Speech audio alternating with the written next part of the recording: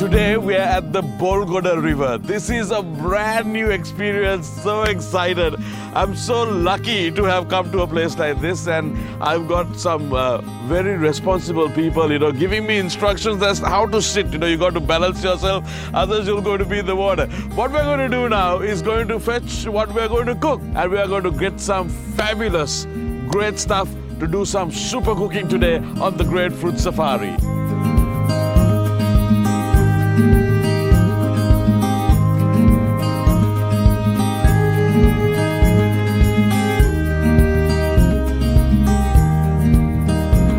Welcome to a brand new show. Welcome to the Grapefruit Safari.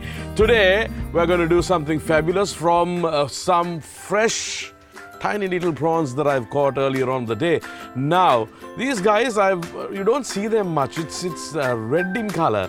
And the boys over here who actually go looking for them, they say it's the perfect bait. The red prawn, which is, harvested from this particular area right at the back. A lot of people come to take it as the bait for the hooks that they put for the rod. So I mean, if the fish love it, what more can I say? I'm sure it must be tasting great. Okay, here are the little babies. It's half de-shelled. I've kept the tails on, and they're beautiful, brownish, tannish red, lovely little creature. Okay, what we're going to do is make a fabulous chili prawn. Very simple. Chili prawn is the name of the game. First, what I'm going to do is get this marinated. I'm going to put in a little bit of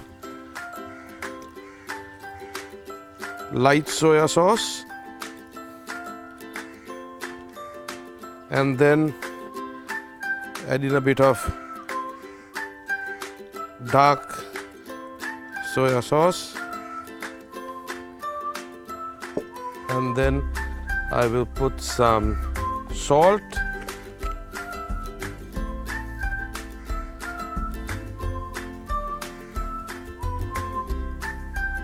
what I'm going to do next is cover. I'm going to use normal flour, and I want the flour to be covering the entire prawn. So give it a nice stir. So there we are. We put in the basic things. We put soya sauce, dark and light, and then a little bit of salt, and covered it with flour. So it has the entire prawns being covered. Now what we're going to do is put up the heat and deep fry just for about a couple of minutes. That's all. Make sure the oil is nice and hot.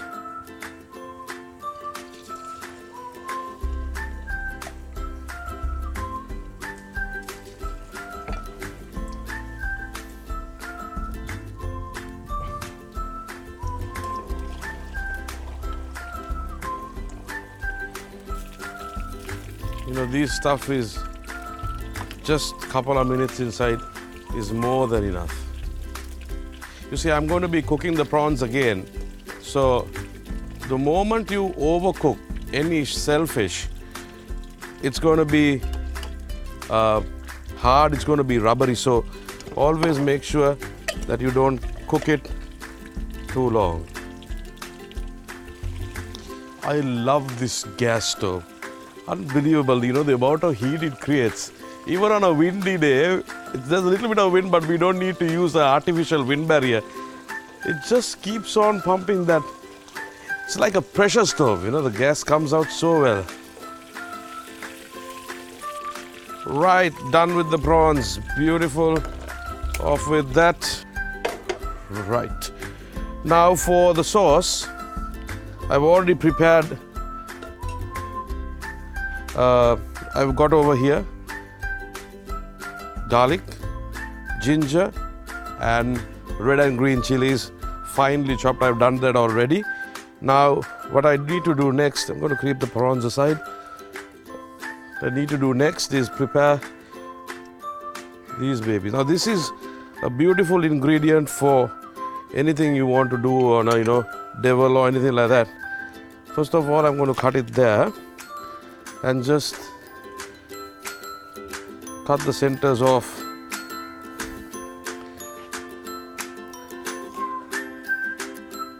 To a bite-sized portion. Okay, that's going to be enough. And then I'm going to take a little bit more on that. And then use that as well. Okay, now I found this little baby. This is a very unusual color, but you know, just stick for your basic red and green, no problem at all.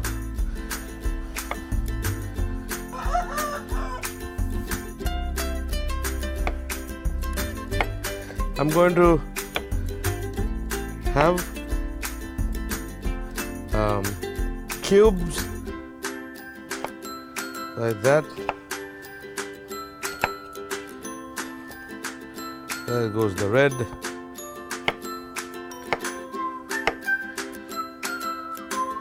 The orange.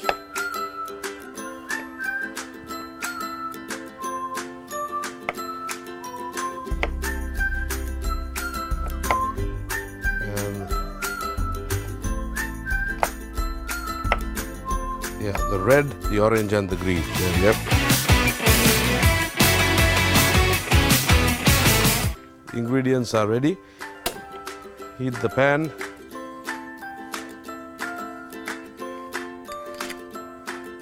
Going to use some olive oil for that.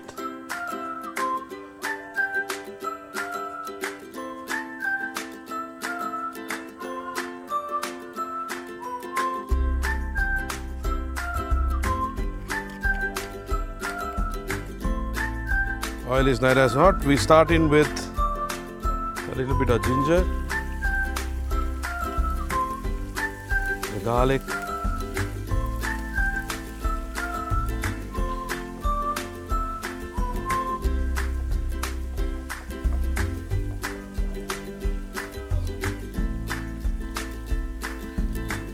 then I'm going to add the chilies.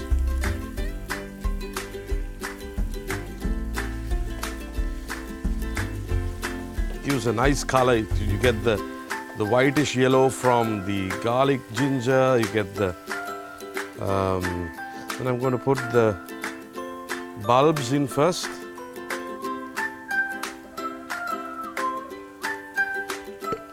And then the capsicum.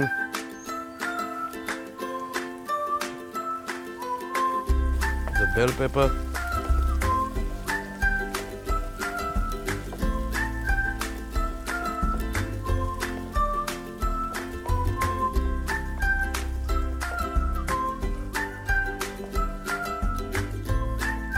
And then once again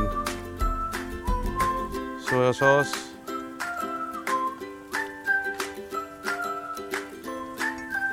and a lot of chili sauce.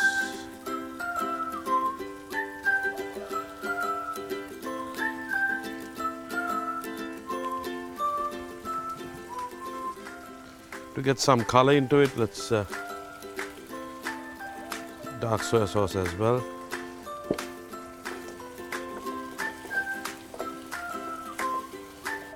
I'm going to be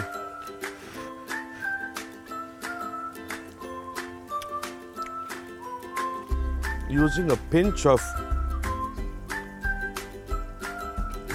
chicken stock, not too much.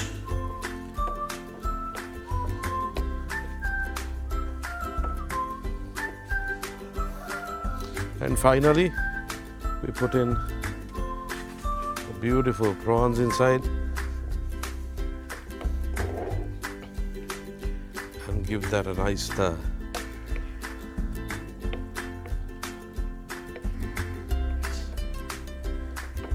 If you want to fire it up a little bit more, go help yourself with a little chili flakes.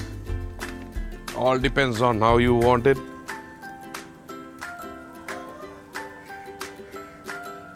It's not about the heat, it's the flavors of the sweet chili, the ginger, the garlic, all that coming out and giving that beautiful flavor.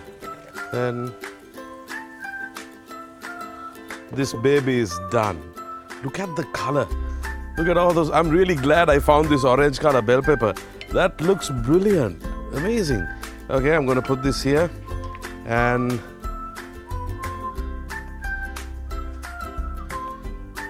wow.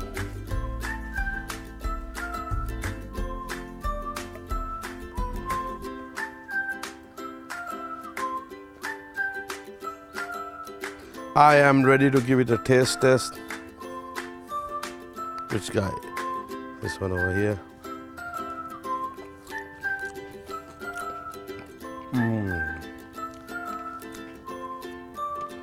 That is awesome. Simple as that. Look at that baby. Look at those colors. Some baguette, bread would be fabulous. Time for me to disappear with this. I hope you try this at home and serve it to your family.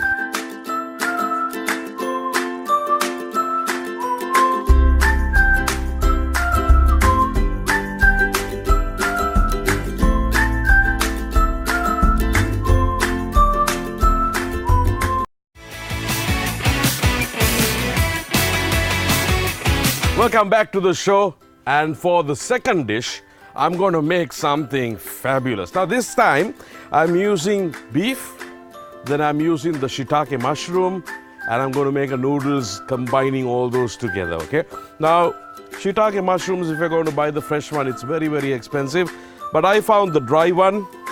It comes like that, like 2 little areca nuts, yeah?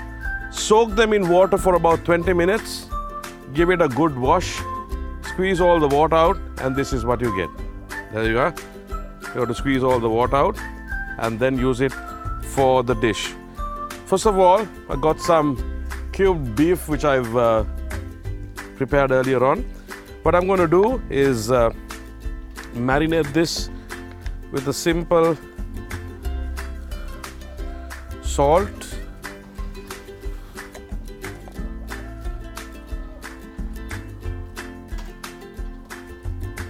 pepper, and give it a good stir, give it a good mix. While that is happening, fire on.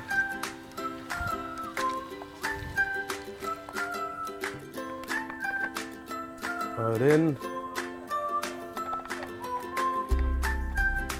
Put in the beef.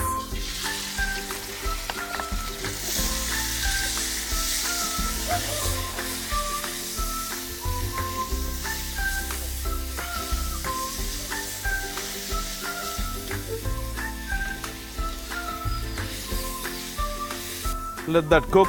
The beef needs to be completely cooked. Now while that is happening, what I'm going to do is remove the excess water of these. Some use this as a stock, but for my dish that I'm using, you're not going to take the stem out. You're going to cut that off and then thinly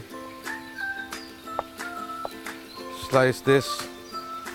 Once again, the mushroom is acting as a taste agent. You can put in any flavor to that, but that shiitake dried mushroom has that distinct kind of a smoky flavor which will. Now you wouldn't want to use the mid part, the middle, the stem, because it's thick in texture and it will be like chewing through a little sponge. So you wouldn't want that to happen.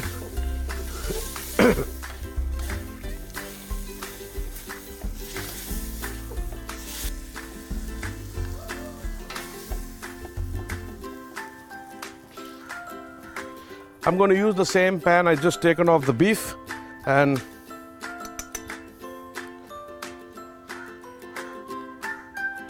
use that beautiful butter.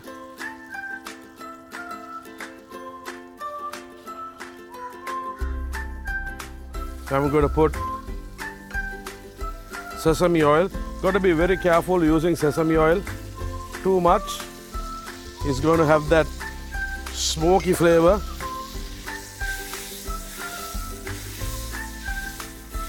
And to that, I'm going to add my garlic. Let that cook for a while.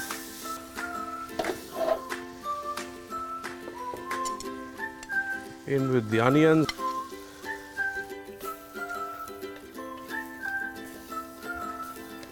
Now already what I've done is I've pre-boiled and cooked some Chinese noodles. You can buy it from any Chinese shop that has the noodles. You can take it there. I just boiled it with some water. That's all I've done. I'm going to add in the mushrooms as well. Now into this, I'm going to put a pinch of dark soya sauce and a little bit of light soya sauce and some brown sugar.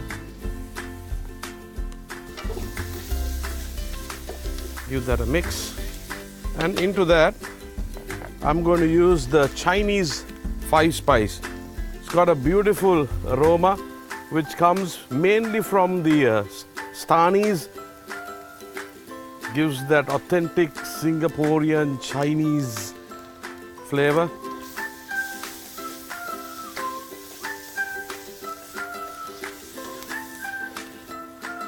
And at this moment, I'm going to put a bit of chili flakes. And then put in that beautiful beef.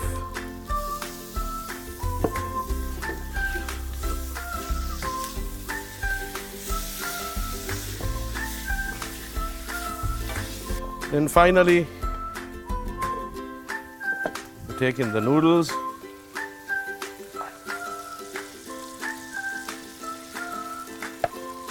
And go there.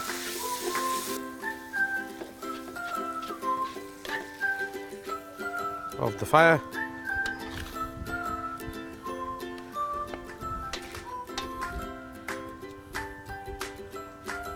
Taking a bit of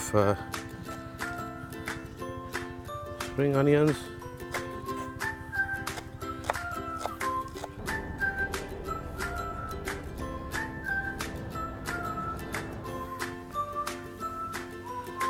Sprinkle a little bit on that.